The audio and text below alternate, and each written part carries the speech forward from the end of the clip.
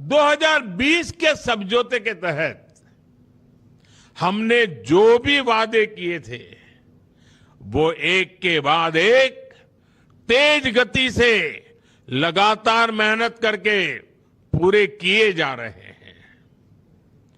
बोडो भाषा को associate official language का दर्जा दिया गया है। बोडोलैंड के लिए 1500 करोड़ रुपए का विशेष विकास पैकेज दिया गया।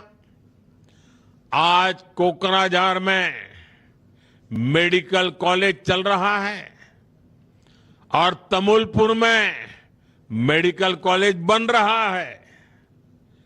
यहां नए नए ब्रिज बन रहे हैं।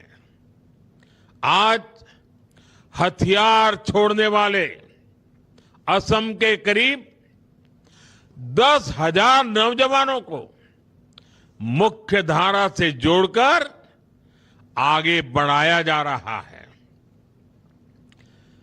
वो सब माताएं हमें आशीर्वाद दे रही हैं जिनके बेटे आज घर वापस लौटे हैं, खुशहाली में अपने परिवार के साथ जिंदगी जी रहे हैं।